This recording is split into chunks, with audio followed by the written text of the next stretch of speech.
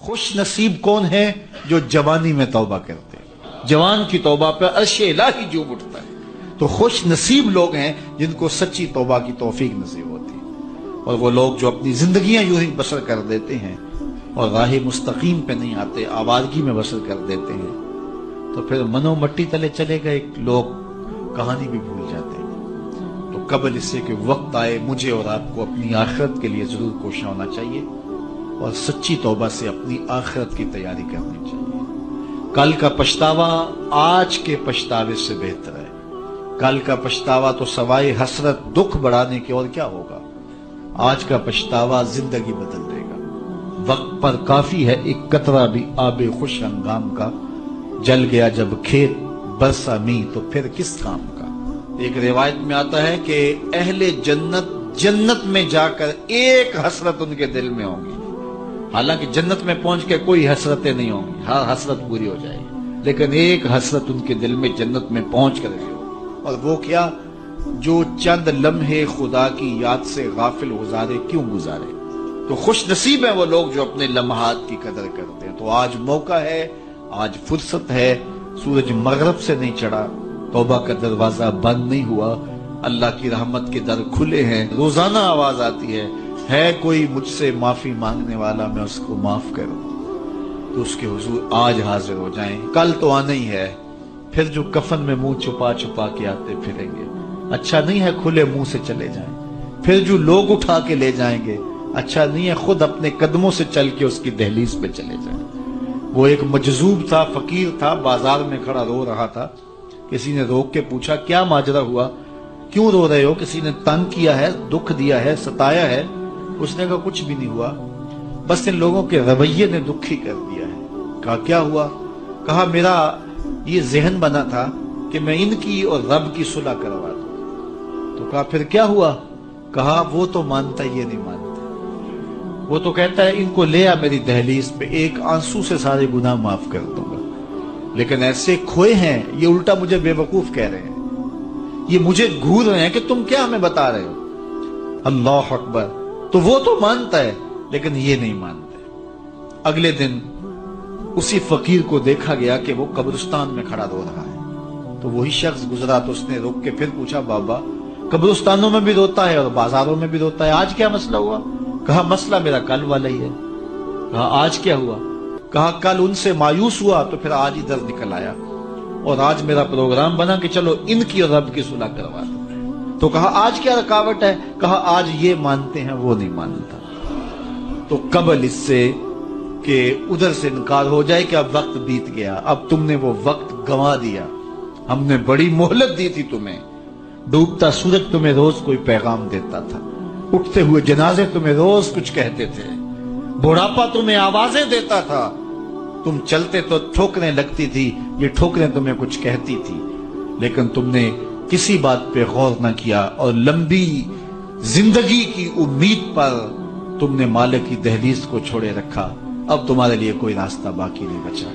تو قبل اس سے کہ وہ وقت آئے کوئی حجت باقی نہ رہے، زندگی کے جو 4 دن مجھے آپ کو میسر ہیں، ہم اللہ کے حضور سچی توبہ کریں۔ توبہ کی شرائط 3 ہیں۔ پہلی شرط یہ ہے کہ جو گناہ کیا ہے اس پر ندامت، دوسرا یہ ہے کہ اس کو ترک کرنے کا پختہ عزم مصمم، اور تیسری چیز یہ ہے کہ آئندہ اس کو کبھی بھی نہیں کروں گا۔ اگر یہ 3 شرطوں کے ساتھ کوئی اللہ کے حضور حاضر ہو جاتا ہے تو وہ سچی توبہ ہے۔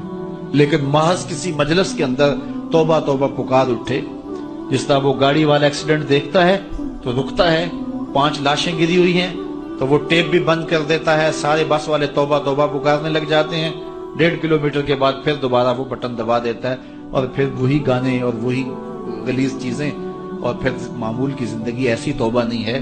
توبہ یہ ہے کہ ما قبل کے جو اعمال ہیں ان سے ندامت پیدا ہو اور ان کو ترک کر دیا جائے، اور آئندہ عزم مصمم رکھا جائے، تو اللہ تعالیٰ جل شانہ سچی توبہ کو قبول کرتا ہے، اور پھر توبہ کرنے والے کے ما قبل کے سارے گناہ مٹا کے نیکیوں میں تبدیل کر دیتا ہے۔ اللہ جل شانہ مجھے بھی آپ کو بھی سچی توبہ کی توفیق سے مالا مال فرمائے، اور زندگی کی ایک ایک ساتھ اپنے دین کے لیے گزارنے کی۔ حضور علیہ السلام نے ارشاد فرمایا میرے دوستوں میں سب سے قابل رشک دوست وہ ہے کہ جس کا سامان دنیا تھوڑا ہے اور نمازیں زیادہ ہیں، اور پھر ارشاد فرمایا جب وہ چلتا ہے تو اس کی طرف اشارے بھی نہیں ہوتے، یعنی وہ اتنا معروف نہیں ہے کہ وہ گزر رہا ہو تو لوگ کہیں یہ فلاں جا رہا ہے فلاں جا رہا ہے۔ اور پھر حضور علیہ السلام نے اپنے ہاتھ سے وَنَقَدَ بِيَدِهِ، حضور نے ایسے چٹکی بجائی اور فرمایا اس کو موت بھی ایسے ہی آئی، موت بھی اس کو ایسے ہی آئی۔ اور پھر حضور نے آگے ارشاد فرمایا قلت بواکی ہے، اس کو رونے والے بھی تھوڑے ہی تھے، بہت زیادہ رونے والے نہیں تھے۔ فرمایا میرے دوستوں میں قابل رشک دوست دیکھنا ہو تو یہ ہے، اس کا جنازہ جا رہا۔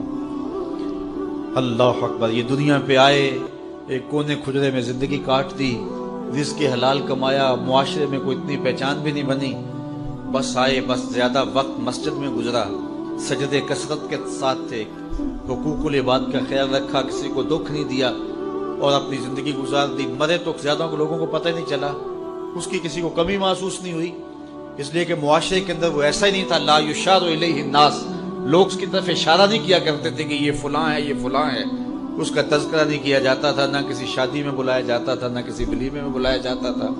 معاشرے میں ایک گمنام زندگی تھی، لیکن سجدے اس کے زیادہ تھے، نمازیں اس کی زیادہ تھی، قلت بواکی ہے، اور زندگی کے بکھیڑے بھی زیادہ نہیں تھے، گیا تو رونے والے بھی بہت ہی تھوڑے تھے۔ تو فرمایا میرے دوستوں میں قابل رشک دوست دیکھنا ہے تو یہ اس کا جنازہ جا رہا ہے، چونکہ جتنا وزن تھوڑا ہوگا، جتنا بھار کم ہوگا، اتنا سفر آسان ہوگا۔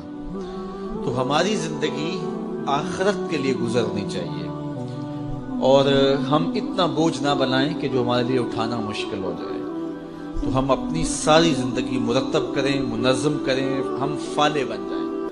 اور قرآن نے فلاح کی منزل بیان کرتے ہوئے پہلی چیز بیان فرمائی سورہ بقرہ میں کہ جس کے پاس ایمان کی دولت ہے، کیونکہ اس دنیا پر سب سے بڑی دولت جو ہمیں دی گئی ہے وہ دولت ایمان ہے، اور آخرت میں سب سے بڑی دولت جو عطا کی جائے گی بندہ مومن کو وہ اللہ کا دیدار ہوگا۔ جو دنیا میں ایمان سے محروم رہا اور آخرت میں دیدار الہی سے محروم رہا وہ حقیقی طور پہ محروم ہے۔ تو میں اور آپ اپنی قسمت پہ بعض اوقات شکوہ بھی کرتے ہیں، حالات کی دکھن اور کڑن بھی ہوتی ہے، اور بڑے مصائب اور آلام ہیں جو ہمیں توڑتے ہیں اور وہ ہمارے خود پیدا کردہ ہوتے ہیں، جبکہ ہم جس قدر جن نعمتوں کے میسر نہ ہونے پہ شکوے کرتے ہیں، تو جو نعمتیں میسر ہیں ان کا اگر شکر کرنے کی عادت ڈال لیں تو شکر سے فرصت ہی نہ ملے۔ تو جب شکر سے فرصت نہیں ملے گی تو پھر شکوے کی تلخی تنگ نہیں کرے گی۔ تو اللہ تعالیٰ نے یہ کتنی بڑی دولت دی ہے کہ ہم ایمان کی بہاروں سے مالا مال ہیں، اور یہ میرا اور آپ کا کوئی کمال نہیں ہے، یہ محض اللہ تعالیٰ کی کرم نوازی ہے کہ ہمیں ایسے ماحول میں پیدا کر دیا۔ ہماری ماں بھی حضور کا نام لیتی تھی، ہمارا باپ بھی حضور کا نام لیتا تھا۔ علامہ اقبال کہتے ہیں، تشریف رکھیں، علامہ اقبال کہتے ہیں نام تو از پدرا مختم، حضور میں آپ کا نام اپنے باپ سے سنا ہے، میں نے اپنے باپ سے آپ کا نام سنا ہے۔ تو یہ ہمیں جو نصیب ہو گیا اس پر اللہ کا شکر کریں۔ دیکھیے PhD ڈاکٹر ہے، کتنی بڑی ڈگری ہے، اتنا بھاری بھرکم علم کا خزانہ، لیکن بت کے آگے ہاتھ جوڑے کھڑا ہے۔ اس کو سمجھ نہیں آ رہی کہ بدن پہ بیٹھی مکھی تو اڑا نہ سکے، میری ضروریات کا کفیل کیسے ہو سکتا ہے، لیکن کھڑا ہوا ہے، اور یہاں ان پڑھ ہے، چٹا ان پڑھ جسے کہا جاتا ہے، لیکن بت کو جو ہے وہ پاؤں بھی نہیں مارتا ہے، وہ اس قابل بھی نہیں ہے، اس لیے کہ اللہ نے اسے مسلمانوں کے گھر میں پیدا کر دیا۔ تو یہ ایمان کی جو دولت ہے یہ ہمارے کسب کا نتیجہ نہیں ہے، یہ ہمارے کسب کا نتیجہ نہیں ہے، یہ اللہ تعالیٰ کے کرم کا فیضان ہے کہ ہمیں ایمان عطا کر دیا گیا۔ تو ساری زندگی بھی ہم اس کا شکر ادا کرتے رہے تو اس کا شکر ادا نہ ہو، اور ایمان کی جو مٹھاس ہے، یہ دولت ہمیں جو مل گئی ہے، اس کا جو سرور ہے، اس کی جو لذت ہے، ساری زندگی اسی لذت میں گزار دیں کہ اللہ نے ایمان کی دولت نصیب فرمائی۔ باقی جو نہیں ہے، میں کہتا ہوں جو میسر میں نہیں ہے اس کی تلخیاں مٹانی ہوں تو صرف ایک حدیث سے ساری تلخیاں ختم کی جا سکتی ہیں۔ میں پہلے بھی آپ کو سنا چکا ہوں، صرف ایک حدیث، ہمارے پاس یہ نہیں ہے، یہ نہیں ہے، یہ نہیں ہے، یہ نہیں، کتنی تلخی ہے، ہمسایوں کے پاس یہ ہے، شریکوں کے پاس یہ ہے، فلاں کے پاس یہ ہے، کتنی تلخی ہے۔ ان ساری تلخیوں کو مٹانا ہو تو علاج صرف ایک رسول کریم کی حدیث ہے۔ حضور نے ارشاد فرمایا جو اللہ کے دیے گئے تھوڑے رزق پہ راضی ہو گیا، اللہ قیامت کے دن اس کے تھوڑے عملوں پہ راضی ہو جائے گا۔ چل بندے موج کر، تو میرے تھوڑے پہ راضی ہو گیا تھا، میں تیرے تھوڑے عملوں پہ راضی ہو گیا۔ اب جتنی بھی محرومیاں ہوں، ساری تلخیوں کو مٹانا ہو تو یہ صرف ایک حدیث ہی کافی ہے، اور زندگی کی جتنی بھی خوشیاں ہوں وہ حاصل کرنی ہو تو یہ تصور ہی کافی ہے کہ میں مسلمان ہوں، میں ایمان والا ہوں۔ بڑے بڑے سائنسدانوں کو اسلام نہ مل سکا، بڑے بڑے جنہوں نے دنیا کو بڑا کچھ دیا اور زمانے پہ ان کا نام ہے، علم و دانش، ان پہ فخر کرتے ہیں، لیکن یہ دولت اسے نہیں دی گئی، اور یہ جو ہے وہ چارہ کاٹنے والے ایک دیہاتی کو مل گئی یہ دولت، تو وہ شکر نہ ادا کرے کہ مالک جو نیوٹن کو نہیں ملا وہ مجھے مل گیا۔ اتنے بڑے سائنسدانوں کو جو نہیں مل سکا، دنیا کے دانشوروں کو نہیں مل سکا، جو پوری دنیا کو چلاتے ہیں، پوری دنیا کی منصوبہ بندی کرتے ہیں، یہ دولت انہیں نہیں نصیب ہوئی اور مجھے ماں کی گود سے نصیب ہوگی، تو یہ تصور ہی نحال کر دیتا ہے کہ مجھے ایمان کی دولت نصیب ہوئی۔ تو یہ سب سے بڑی دولت ہے اور یہ فلاح کی پہلی سیڑھی ہے اور پہلی بنیاد ہے جو اللہ تعالیٰ نے